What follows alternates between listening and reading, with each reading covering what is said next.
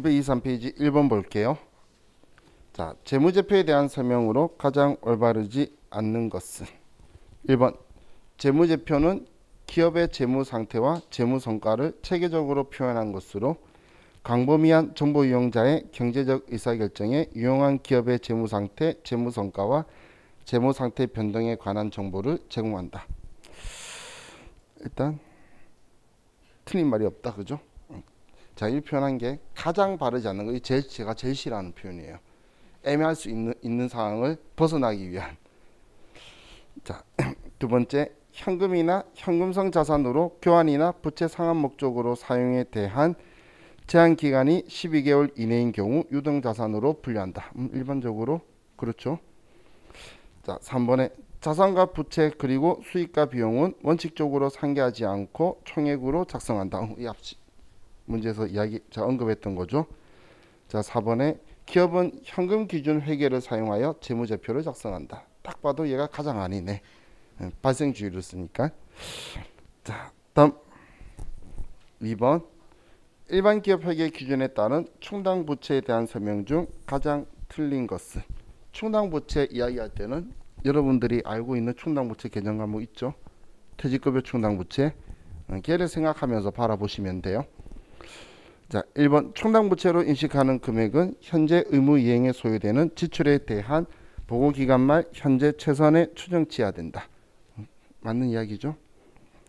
2번 충당 부채를 발생시킨 사건과 밀접한 자산의 처분 차익이 예상되는 경우 동처분 차익은 충당 부채 인식에 고려해야 된다. 충당 부채한테 차익이 예상될 때 왜 충당 부채 인식할 때 고려해?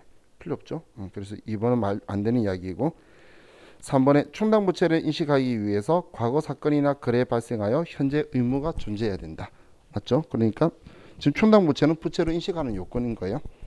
4번에 충당 부채 명목가액과 현재 가치 차이가 중요한 경우 의무 이행을 위해 지출된 예상액의 현재 가치로 평가한다. 이건 맞죠? 우리 충당 부채 할 때 현재 가치로 하는 거. 복구 충당 부채 전에 분기할 때도 그렇게 했었었죠. 그래서 틀린 답은 2번이 틀렸네요. 자, 다음 3번. 창고의 기말 상품 재고액은 400만 원이며 아래 사항은 고려되어 있지 않다. 아래 제시된 사항을 추가로 고려하여 정확한 기말 상품 재고액을 계산하면 얼마인가? 자, 목적지 인도 조건으로 매입하여 현재 운송 중인 미착품 15만 원. 목적지 인도 조건, 도착지 인도 조건이죠. 그럼 아직 나한테 인도가 안 됐네. 매입 중이니까. 그러면 내 거 아니고 위탁 판매로 수탁자에게 출고된 상품. 그런데 현재 수탁 판매된 상품은 없다. 그럼 내 거네. 30만 원 내 거. 구매자에게 시송 판매된 상품으로 구매자가 보관 중인 상품 50만 원. 현재 10만 원에 대해서 구매자가 매입 의사 표시함. 그럼 40만 원은 내 거네. 다음 할부로 판매한 할부 판매 상품은 210만 원이며 상품의 하자로 30만 원을 할인하다. 이거 재고 자산하고 상관 있나요? 얘는 수익에서 차감하는 거죠. 그래서 마지막 줄은 재고 자산 이야기가 아니고 그러면 30만 원과 40만 원 더하면 470만 원.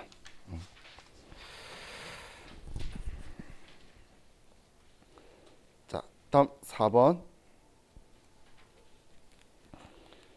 다음 중 주식회사 한결의 2020년 매도 가능 증권 처분 손익은 얼마인가? 3월 1일 날 주식회사 한결은 매도 가능 증권을 120만 원에 취득하였다. 얼마에 팔았다고 적혀 있나요? 90만 원에 팔았네요. 70%를. 그럼 120만 원에 70% 하면 84만 원. 84만 원짜리를 90만 원에 팔았으니까 6만 원 이익이겠네. 제가 다 안 읽은 이유는 매도 가능 증권이라서. 매도 가능 증권은 취득원가하고 차이가 무조건 처분 손익 나올 거니까 사이의 평가는 고려할 필요가 없죠. 자, 5번 기타 포괄 손익 누계액에 해당하는 것을 모두 고른 것은 우리 자본 이야기하면서 기타 포괄 손익 누계액 이야기하면 계정 과목에 평가나 환산이 있는 걸 다 쓰면 돼요. 그럼 매도 가능 증권 평가 손익 맞고 재평가 잉여금 평가 맞고 해외사업 환산손익에도 맞고, 자유시 처분이익은 자본잉여금이고, 현금 흐름 위험 회피 파생상품 평가 손익 평가 맞고, 주식 할인 발행 차금 자본 조정이고. 그래서 가나 다마 답은 3번이 되네요. 자, 다음 634페이지.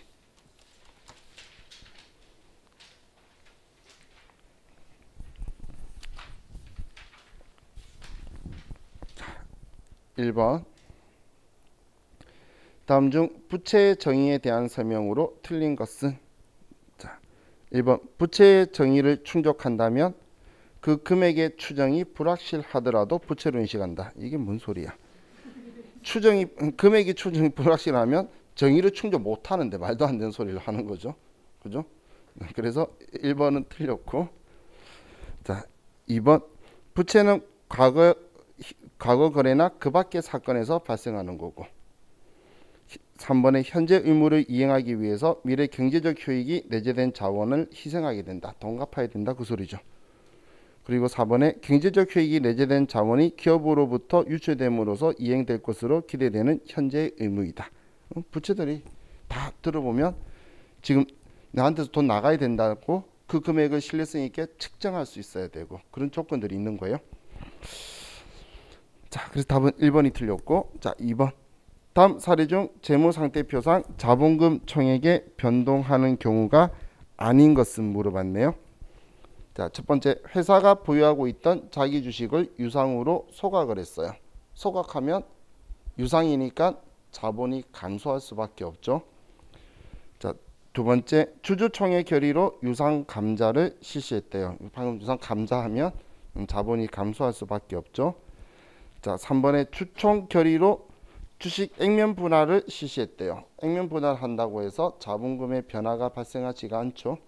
그렇기 때문에 3번은 아니고, 4번에 전환사채의 전환권 행사로 추가 주식을 발행을 했어요. 그러면 우리는 자본금이 증가하죠. 전환사채는 사채로 가지고 있다가 그 사채를 받았을 때 시점에 그 액면 금액으로 우리는 주식으로 전환해 주는 거예요. 유망 기업에 투자하기 애매할 때 전환사채가 있다면 하는 건 좋아요. 제 아는 분이 옛날에는 이걸 하더니 요즘은 그냥 2억 가지고 저보다 잘 벌어요. 그러니까 제가 옛날에 농담처럼 이야기했거든. 수익률 0.2에서 0.5만 봐라. 그리고 매도 걸어놔라. 그리고 뭐 이해하면 오를 때까지 가만히 둬라. 안정적. 근데 하루에 0.2, 0.5는 오를 수 있는 데 많죠. 그럼 무조건 매도시켜라. 그럼 2억 가지고 매도시키니까 나중에 세금 때도 하루에 몇십만 원, 몇백만 원씩 벌어요. 그러니까 그 돈이 작으면 당연히 수익 자기가 많이 벌고 싶어하는 욕심이 생기는데, 넣는 금액이 크면 리스크가 낮은 곳에 안정적인 수익으로 계속 가면 밖에 가서 열심히 나처럼 뛰어다니는 것보다 거기에 가만히 앉아 있는 게 좋죠. 그래서 주식 하고 싶으면 리스크 작은 곳에 한 뭐 2억, 3억, 4억 정도 집 사지 말고 그거 넣어두는 게 집값보다 빨리 올라요. 누가 봐도 안 떨어지는 주식들 있잖아. 그게 넣는데 걔도 흐름을 타면서 조금 옮겨 다니되 욕심내고 있다가 망하는 거예요. 1% 올라가면 안 돼요. 올라가는 순간 욕심이 생기거든. 그래서 0.5% 안에서 계속 갈아타는 그분이 과거에 전환사채 할 때는 욕심이 엄청 많았거든. 그런데 지금은 내려놓으니까 부럽더라고. 지금 제가 말한 건 하루에 그만큼 버는 거예요. 괜찮죠? 자, 주식은 돈 넣고 돈 먹기 해요. 자, 3번. 다음은 한국채택국제회계 기준의 재무정보 질적 특성 중 충실한 표현에 대한 서술이다. 올바르지 않는 것은. 이렇게 한국채택국제회계 기준이 아닌 경우는 일반 기업 회계 기준 한다고 위에 전제조건 깔려있죠. 그래서 전제조건 깔아줬잖아. 그런데 우리 시험에서는 한국채택국제회계 기준 이야기하는 건 회계 질적 특성 말고는 없어요. 없어요. 그래서 이 한국채택국제회계 기준은 분류를 나눌 때에 우리는 목적 적합성 그리고 신뢰성으로 나누죠. 근데 목적 적합성과 충실한 표현으로 분류를 나누는 거예요. 그리고 주요 질적 특성하고 보완적 특성으로 해서 비교 가능성이나 이런 것들을 깔고 있는 거지 안에 있는 내용 구성 요소는 거의 똑같아요.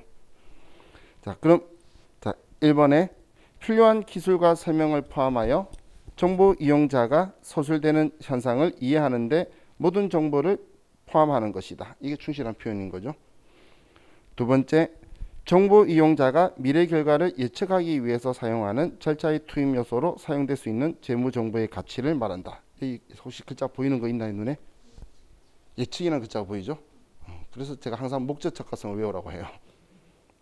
왜냐하면 목적 적합성에는 예측 가치, 피드백 가치, 적시성인데 피드백이 확인적 역할이에요. 확인이라는 글자로도 써요.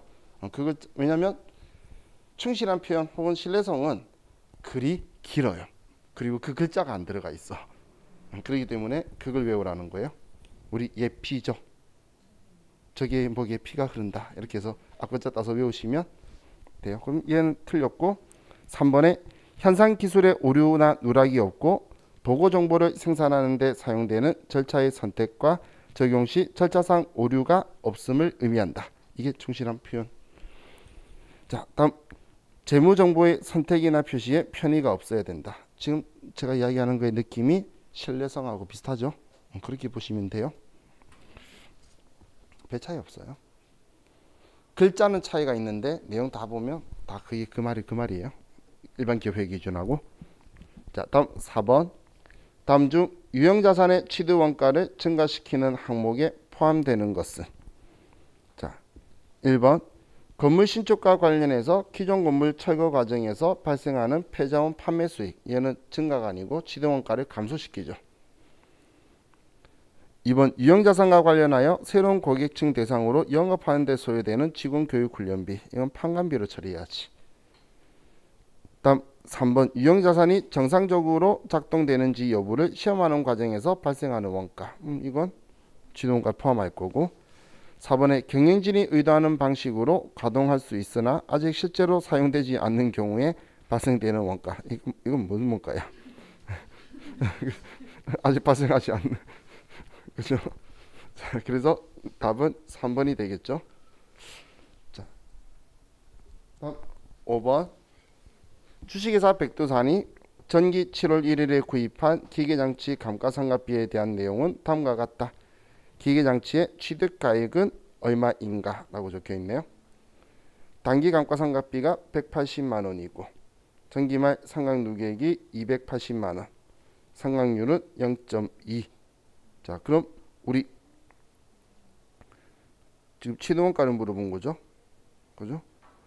그럼 단기말 상각누계액이 280이고 280. 그리고 올해 감가상각비가 180이라는 건 전기에 얼마 상각됐다는 이야기죠? 100만원 됐다는 이야기죠. 그죠? 그런데 6개월이었잖아. 그러면 얼마인지 알겠죠? 1000만원이었겠죠? 이해가시나요? 1000만원이니까 0.2 하면 200인데 절반이 100만원 했겠지. 이런 형식의 내용이 초등학교 4학년 교과서에 나와요. 그래서 기납적 추인가 무슨 연력적 추인가 뭐 이상한 표현을 쓰면서 제가 전에 말했죠. 함부로 그 책들 덤비면 안 된다고. 제가 그 책을 보고 나서 제 동생이 다르게 보였어요. 제 동생이 초등학교 선생님이 아니 1학년부터 6학년까지 마음껏 만나잖아요. 정말 다양할 건데. 자, 이제 647페이지 1번 2020년에 개업한 주식회사 세무의 기말재고자산 평가와 관련하여 다음 자료로 인하여 재무제표에 미치는 영향에 대한 설명으로 틀린 것은? 자, 기말재고자산을 평가했네요. 자, 기말재고자산 수량을 검토한 결과 감모손실이 100만원 발생하였으며 감모손실의 90%는 정상적인 것이다. 그럼 90만원 매출원가, 10만원은 영업외 비용. 자, 기말재고의 시가와 장부가액을 비교한 결과 시가가 50만원 증가했다는 사실을 확인하였다. 걔는 필요 없고 장부에는 그래도 증가했으니까. 자, 첫 번째 재무상태표상 재고자산가액이 50만 원 감소한다. 맞나요? 아니죠. 평가는 상관없으니까 얘는 빼고 정상감모든 비정상감모든 없어진 건 없어진 거야. 그럼 100만 원이 사라져야 되는 거죠. 근데 50만 원에서 1번은 틀렸네요. 이번에 손익계산서상 당기순이익은 100만 원 감소한다. 맞나요? 맞지. 매출 원가로 처리하든 영업의 비용 처리하든 비용 처리하는 거잖아. 그렇기 때문에 이익은 100만 원 떨어지겠지. 손익계산서상 매출 원가는 90만 원이 증가한다. 이게 정상감모 손실 때문에. 그럼 영업의 비용은 10만 원이다. 맞는 이야기죠. 그래서 1번이 틀린 거네요. 자, 2번. 다음 중 자본적 지출을 수익적 지출로 처리했을 때의 효과가 아닌 것은? 이거 이야기죠. 자산으로 처리해야 되는데 이걸 비용으로 했죠. 그러면 자산의 과소계상 해야 될 거 안 했으니까 비용의 과대계상. 자, 보기는 이런 의미로 가지고 있죠. 그럼 앞에 말했던 거. 예. 자산, 부채, 자본. 왜냐면 대변에 돈 나간 건 똑같을 거니까 차별만 가지고 생각하면 되겠죠. 그럼 여기서 부채는 또 픽스되고. 그럼 얘가 낮으니까 얘도 낮아질 거고. 수익에서 비용을 빼는데 비용이 높으니까 이익은 낮아지겠죠. 그럼 이런 조건을 가지고 보면 자, 당기순이익이 과대계상된다. 이익은 과소계상되니까 처음부터 틀렸네요. 자산이 과소계상된다. 맞고. 주당순이익이 감소한다. 주당순이익은 당기순이익의 총 발행 주식수로 나눈 거예요. 그러면 얘랑 같이 움직이는 거죠. 수익비용 대응이 잘 이루어지지 않는다. 예. 왜냐하면 자산 처리한다는 건 나중에 감가상각으로 비용화 시키는 거니까 올해 다 비용 안 시키겠다는 거거든. 그럼 얘가 적절하지 않게 된 거죠. 그래서 틀린 답은 1번이 틀렸네요. 자, 다음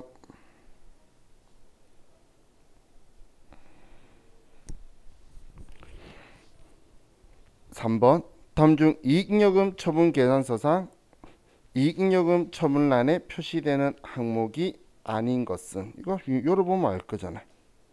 그죠? 우리 중간배당금은 우리 미처분 이익잉여금에서 전개월 미처분 이익잉여금에서 내려오면서 중간배당은 마이너스로 뜰 거예요. 이익잉여금 줄이기. 그죠? 그래서 얘는 중간배당이 틀린 거네요. 그죠? 이거는 이익잉여금 처분에 들어가는 거는 정기배당 때, 정기주주총회 할 때고, 중간배당은 중간에 임시주주총회에서. 참고로 중간배당은 현금배당만 되지 주식배당은 안 돼요. 아시겠죠? 그리고 1년에 한 번. 자, 다음 4번에 주식회사 한결은 시립수영장 신축공사 도급계약을 광역시와 체결하였다. 도급금액은 5억 원이며 2019년 투입된 공사비는 6천만 원, 2020년 투입된 공사비는 1억 원이다. 2020년 누적 진행률이 40%라고 할 경우 2020년도 총 공사 예정 원가는 얼마인가 라고 적혀 있네요. 지금 얘는 그 총 1억 6천만 원의 공사비가 들어갔는데 얘가 40%라는 거예요. 지금 그 이야기죠. 이야기 아시겠나요? 무슨 말인지? 1억 6천만 원이 들어갔는데 얘가 이거라는 거예요. 그럼 지금 물어본 거는 얘 물어본 거죠. 총 공사 예정 원가. 그러면 얘 넘기면 되겠네. 그러면 0.4로 거꾸로 나누면 얼마 되죠? 4억. 그럼 답은 4억이네.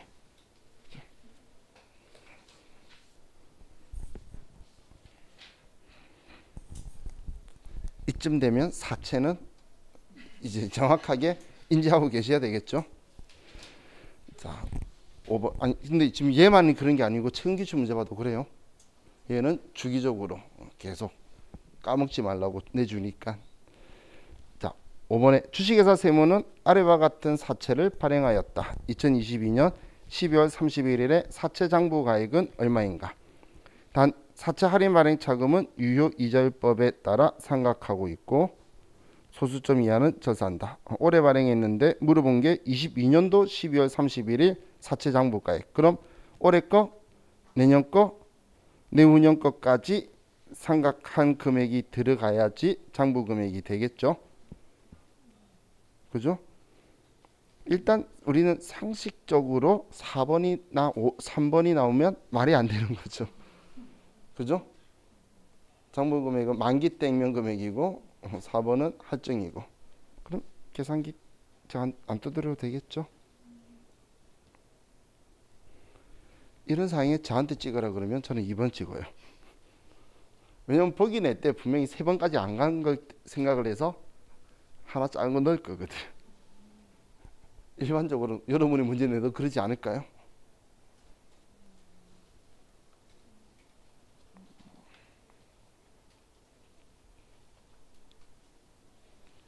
했어요? 몇 번?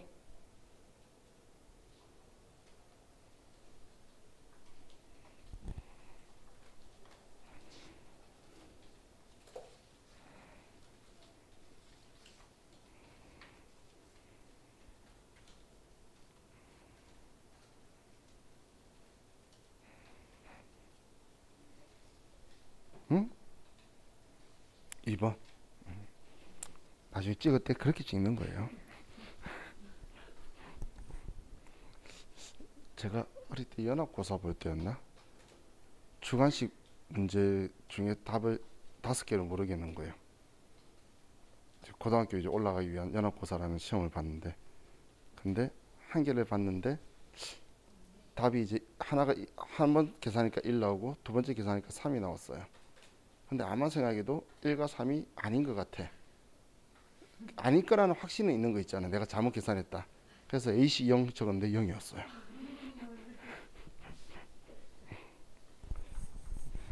자, 이제 657페이지 갑시다.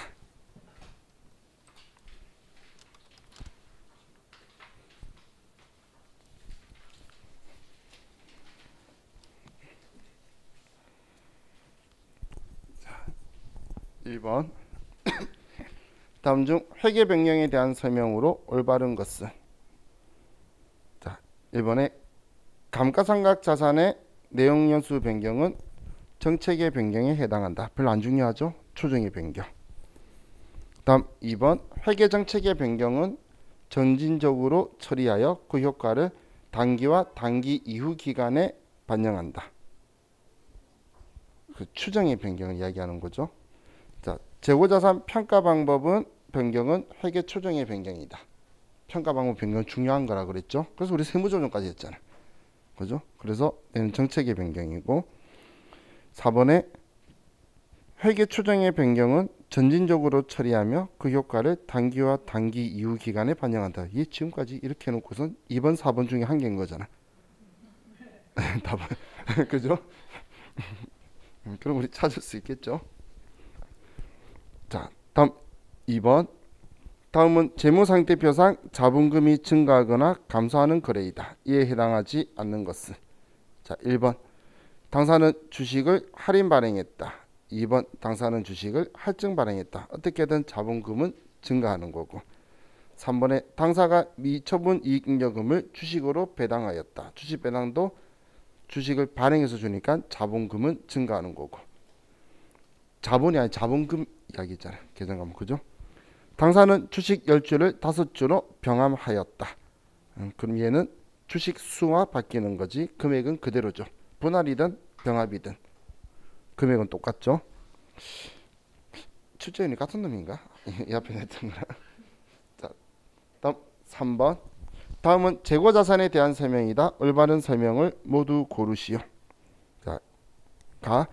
매입과 관련된 할인 애누리 및 기타 유사한 항목은 매입 원가에서 차감한다. 우리 차감 계정으로 쓰는 거니까 맞고. 나의 재고자산이 손상을 입은 경우에도 재고자산 시가와 원가 이하로 하락할 수 없다. 왜? 우리는 재고자산의 가치가 하락하거나 하면 시가는 높이, 시동값은 높이 안 하는 거지. 시가보다 밑으로 내릴 수 없다는 그런 이야기는 저는 해본 적이 없어요. 그죠? 자, 나는 틀렸고, 다는 재고 자산은 취득원가를 장부가액으로 한다. 다만 시가가 취득원가보다 낮은 경우에는 시가를 장부금액으로 한다. 시가가 낮으면 저가법이니까 그걸로 장부금액 바꾸겠죠. 자, 그리고 라의 재료 원가 중 비정상적으로 낭비된 부분은 원가에 포함되지 않고 발생 기간의 비용으로 인식한다. 맞죠? 비정상적인 거는. 그러면 나 빼고 가다 마 있나요? 라 가다라. 4번.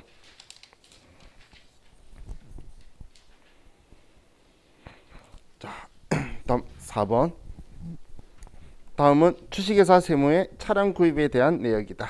차량의 취득 원가와 2020년 감가상각비로 맞는 것은. 자, 일단 2020년 10월 1일 날 영업 목적으로 승용차를 5천에 취득했고 차량 취득세 및 등록부대 비용이 175만 원 포함시킬 거고 차량 구입 후 자동차 타이어를 스노우 타이어 100만 원 교체하였으며 이 중 50%를 자동차 대리점으로부터 지원받았다.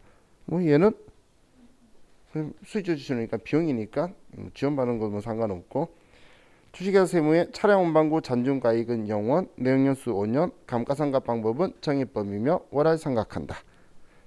자, 그럼 우리 취득원가는 얼마가 되죠? 그렇죠. 5,175만 원. 그럼 이거의 5년 그리고 곱하기 3 나누기 12. 그러면 올해 감가상각비가 나오겠죠.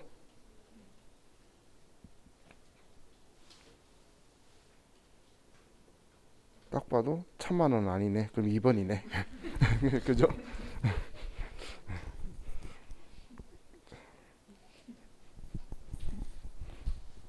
자, 다음 5번. 다음은 무형자산에 대한 설명이다. 올바른 설명을 모두 고른 것은. 자, 가에 자산에서 발생하는 미래 경제적 효익이 기업에 유입될 가능성이 매우 높고 자산의 원가를 신뢰성 있게 측정할 수 있는 경우에만 무형자산을 인식한다. 아주 정확한 표현이에요. 가가. 자, 나의 내부적으로 창출한 영업권은 자산으로 인식하지 아니한다. 맞죠? 영업권은. 다의 무형자산의 상각 대상 금액을 내역연수 동안 체계적으로 배분하기 위해 다양한 방법을 쓸 수 있다. 저 모든 상각 방법 이거 가능하다 그랬잖아. 그래요. 자, 나의 무형자산의 사용이나 처분으로부터 미래 경제적 효익이 기대되지 않을 때 재무상태표에서 제거한다. 그죠? 얘는 미래 효익이 전혀 없을 때 내 자산의 가치가 없으면 그때 없애버릴 거죠. 자, 그래서 다 맞네. 가나다라. 그죠? 수현 씨는 2번 써서 틀리겠어. 자, 모든 상각 방법을 다 쓸 수 있는데 합리적인 방법 못 찾을 때 정액법 쓴다. 그렇게 했죠. 자, 다음 668페이지.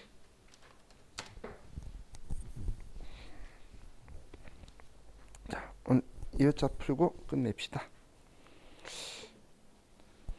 자, 다음 중 자본 항목의 구성 요소에 대한 예시로 틀린 것은. 첫 번째, 자본잉여금은 주관자 이익본고, 주식반의 초과금, 감자차익, 자본잉여금. 자본잉여금이래. 자기주식 처분이익. 맞고. 자, 자본조정은 감자차손, 자기주식 처분손실. 맞죠? 기타 포괄 손익 누계에게 매도 가는 증권 평가익, 출자 전환 채무. 얘가 여기 왜 있대요? 그죠? 얘는 자본조정이에요. 자, 이익잉여금은 이익준비금, 미처분 이익잉여금. 야, 3번이 얘가 뭔지 몰라도 1, 2, 4번 보면 알겠다. 그죠? 자, 이번에 주식회사 현상은 액면금액 100만 원인 사채를 2020년 1월 1일에 발행하였다. 사채 금형상 발행일인 2020년 1월 1일 시장 이자율 연 10%이다. 현가 개수표는 아래 표를 이용한다. 주식회사 현상의 2020년 12월 31일 상각될 사채 할인 발행 차금은 얼마인가? 이야, 이번에 사채 발행금액도 안 알려주고 다 구하라는 이야기죠. 자, 그럼 먼저 현재 가치는 몇 퍼센트 거 써야 되죠? 10% 거 써야지. 그죠? 그럼 사채 금액 구하려면 액면 금액 100만 원에 곱하기 10%의 현재 가치 0.7513. 그리고 1년분 액면 이자가 얼마죠? 8만 원. 그죠? 그러면 8만 원에 곱하기 10%의 연금 현가 계수 2.4868. 그죠? 그럼 얼마 나오나요? 95만 8천? 방금 말하는 대로 딱 쓴 거예요. 어?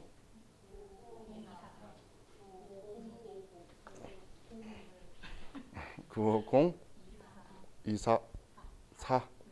그러면 이거의 첫 번째 해는 10%.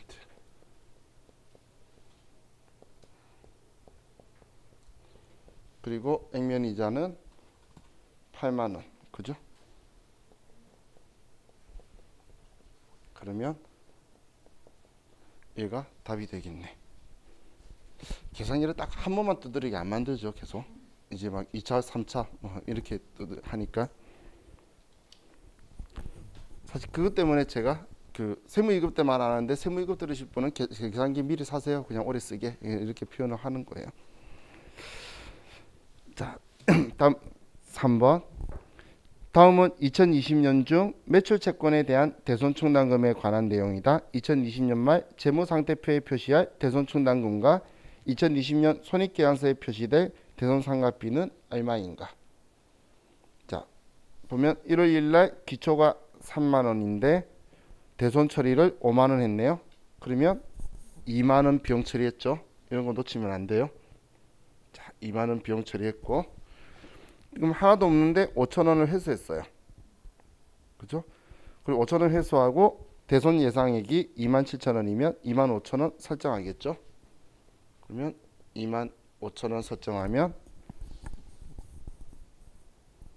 맞죠? 아닌가요? 맞죠? 자, 그럼 이제 우리 대손 상각비 처리한 금액은 얼마죠? 쭉 적어놨잖아. 잠깐만, 내가 산수 틀렸나? 아, 2만 5천 원 아니고 2만 2천 원이구나. 진짜 산수 틀린 거네. 자, 그러면 그래요? 나는 안 놀랐어요. 몰랐거든. 자, 그럼 4만 2천 원이 올해 대손 상각비죠? 그럼 대손 충당금은 얼마야? 기말에 예상액만큼 설정해 두겠지. 그럼 고민할 필요가 없어요.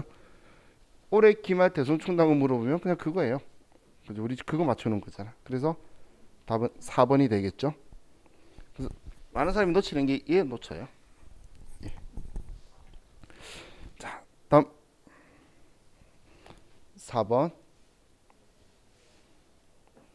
다음에 용역 제공 거래에 대하여 진행 기준을 적용하지 않는 경우 대한 서술 중 잘못된 것은. 자, 1번. 추정 원가의 합계액이 총 수익을 초과하는 경우 그 초과액과 이미 인식한 이익의 합계액은 전액 단기 손실로 인식한다. 이거예요. 자, 우리가 도급 금액이 1억이었어요. 그래서 그 전년도에 예를 들어서 1,000만 원을 2천만 원을 이익으로 수익으로 인식한 거예요. 그래서 이익까지 계산해 버린 거야. 공사비까지 하니까 이익이 얼마다라고 나왔겠죠. 이해가시죠? 수익이 2천이었는데 뭐 원가가 1,500이라서 뭐 500을 인식을 했어요. 그런데 올해 이제 그다음 연도에 공사비를 받던 총공사비를 받더니 총공사비가 우리 1억이라 했나요, 제가? 그러면 1억보다 더 늘어난 거예요. 1억 2천으로. 그러면 2천만 원 바로 손해가 났죠. 그럼 2천만 원 손해에다가 앞에 이익 인식했던 200만 원까지 해서 2,200만 원 손실을 인식하는 거예요. 이해가시죠? 숫자로도 나와요. 지금 제가 이야기한 거. 그래서 그 수익보다 초과만큼은 손해인데 과거의 이익으로 처리한 거, 수익 말고 이익으로 처리한 것도 손해로 같이 합치는 거예요. 이해가시죠? 지금 얘가 그 이야기예요. 자, 그래서 1번은 맞고 2번 용역 제공 거래의 성과를 신뢰성 있게 추정할 수 없는 경우에는 발생한 비용 범위 내에서 회수 가능한 금액을 수익 인식한다. 발생한 것만 가지고 하는 거예요. 얼마가 정확하게 나갔는지 우리 그 성과를 신뢰성 있게 모르면 몇 퍼센트다 진행률도 정확하게 모르겠으면 그냥 원가만 가지고 하는 거예요. 다음 3번에 용역 제공 거래의 성과를 신뢰성 있게 추정할 수 없고 발생한 원가의 회수 가능성이 낮은 경우에는 수익을 인식하지 않고 발생한 원가를 비용으로 인식한다. 우리는 얼마를 성과를 인식 못하고 제일 중요한 건 원가에 대해서 인지가 안 되면 수익은 안 되는 거예요. 원가가 인식이 돼야 수익에 대해서 인식 요건을 충족하는 거예요. 이건 얘만이 아니고 모든 수익에서. 그래서 원가를 신뢰성 있게 측정할 수 없으면 수익 인식 못한다. 정확한 지문이에요. 자, 다음 4번에 거래 성과를 신뢰성 있게 추정하는 것을 어렵게 만들었던 불확실성이 해소된 경우라 하더라도 해당 거래에 대해서 진행 기준을 재정의할 수 없다. 왜? 이게 다 해결되면 제대로 바로 잡아야지. 그죠? 그래서 재정용이 된다라고 생각하시면 돼요. 자, 그래서 4번이 틀렸네요. 자, 5번. 자, 이거 회계 1급부터 들어본 적이 있지만 생각해 본 적이 없는 거. 현금 흐름표에 재무활동 현금 흐름, 우리 투자활동 현금 흐름, 영업활동 현금 흐름. 들어본 적이 있는데 생각 안 해본 거라 그랬잖아. 그죠? 자, 그럼 다음 재무활동으로 인한 현금 흐름의 예로 틀린 것은 이라고 적혀 있네요. 자, 첫 번째 유형자산 처분에 따른 현금 유입.